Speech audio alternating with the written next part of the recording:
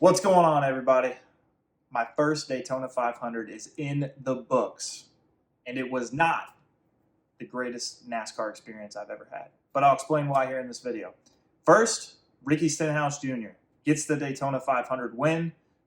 We have a $26 million purse that goes out to the field. He probably gets 1.5 to 2 million of that. I know he was at Waffle House, I think, he's like doing the Noah Gragson thing.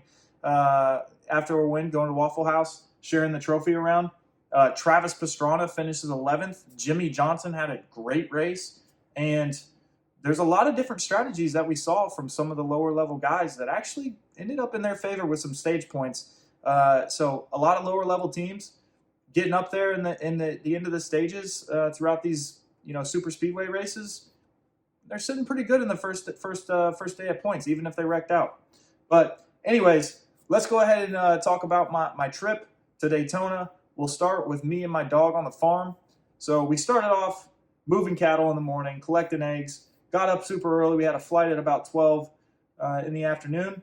But as you can see, we're just out there kind of unrolling hay and just getting the day started in 26-degree weather. So I was definitely looking forward to a warmer environment.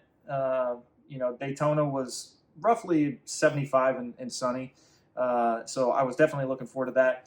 I got to meet up with my friend Brendan, who I hadn't seen in 3 years. We served together in Okinawa, so it was definitely good to see him. It was his first NASCAR race ever, and I know he enjoyed it. We've been texting about it since I've got home, so it's good to hear that he had a good time. But I will say, at the end of this video clip, I will definitely share with you one of the reasons why I did not like my first experience at the track at Daytona. But anyways, me and Brendan drove up through Central Florida. So he lives in Fort Myers. We drove up to Daytona Beach. There's a lot of good farmland in Central Florida that I had no idea existed. A lot of cattle, a lot of fruit farms. So it was really beautiful. The drive was great.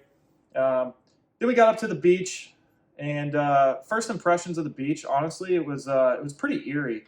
The beach, obviously, with the water and the sunset was great, but looking back towards the shoreline there, you can just see the destruction from Hurricane Nicole, which was November, and then you had Hurricane Ian that hit in September earlier last year as well.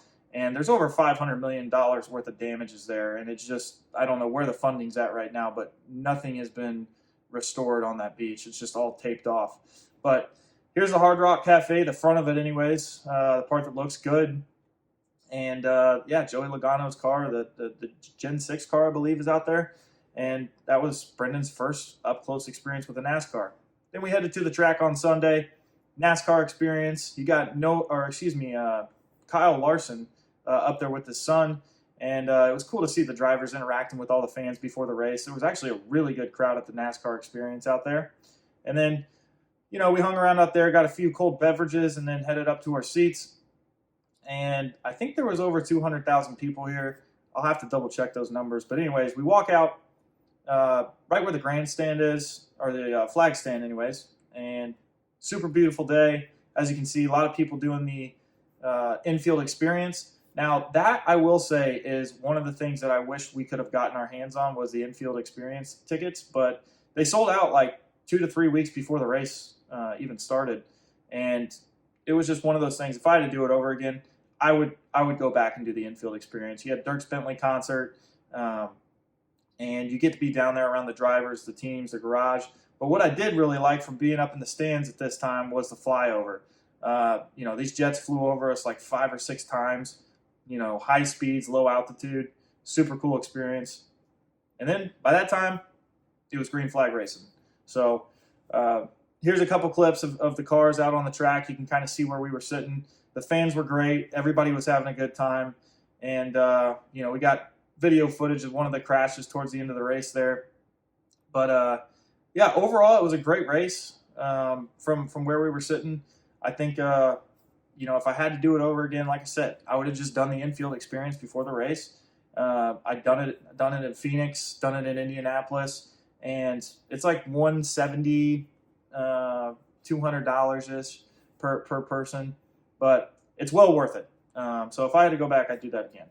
One of the things that really upset me when we first got to the track, after a 4 or 5 hour drive from Fort Myers was the ARCA race is going on, and there's fans out there at the haulers, the merch haulers and everything else.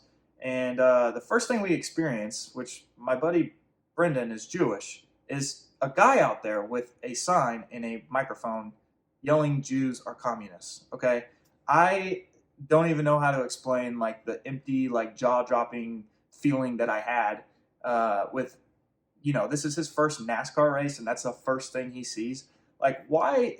There's got to be some type of like law enforcement that can get this guy who's literally dropping F-bombs in front of kids, family members, and like, just saying all this obscenity. I'm not even going to repeat what he said, but like, find a way to get this dude out of there. Like, what are we doing? It's not, I can't point my finger at NASCAR because, they got stuff that they're focused on inside the event and right outside the track.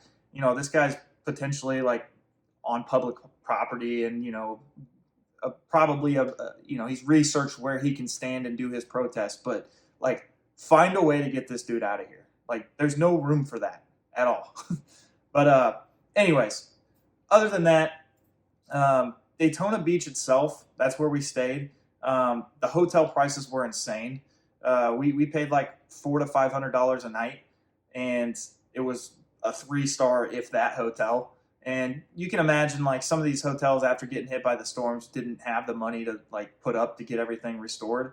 And the other thing is there was just like no activity on the beach. It just felt really dead and eerie, and just like walking around, it almost like gave you this unsafe feeling. But Brendan works in construction. He's telling me, he's like, dude, this rebar that has concrete poured, the concrete looks good, but the rebar is all rusted. Like, this hasn't been touched in months. So my assumption is like either there's no funding there or something where stuff is just literally just at a standstill. So if you know more about Daytona Beach and what's going on there with the money that needs to be spent and the construction that needs to be done, if you're looking for job opportunities, there's probably something going on right now in the works. If you need to start a business, there's a place to start. Now, switching gears a little bit, there's 2 things I'm really excited about. One, the cowboy hat back there that's, pretty ugly for these videos is going to be gone here for the next one. So my Uncle Jim actually has a fire suit from Jeff Burton back when he was driving the Exide 99 car. And that's going to be hanging up back here, so you guys will get a little bit better visual and instead of having to look at my cowboy hats that are back there. But me and my buddy Caleb are actually starting a podcast. It's called 2 Tires and Fuel Only. Now, we're going to drop our first episode this week. I'm looking forward to it. He's going to share his experience watching it on TV, what he saw, things that I missed, what I got to see at the track, some of that more in detail experience on the podcast. So when I drop that, I'll let you guys know, but it should be available on all major platforms. But yeah, there's going to be some learning for me to do, and I'm excited about it. I think it's going to be a good time.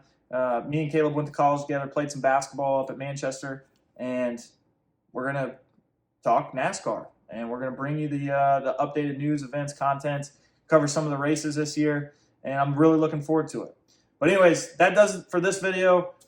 Thanks for watching, and I'll see you guys in the next one. Hope you all have a good week. Peace and love.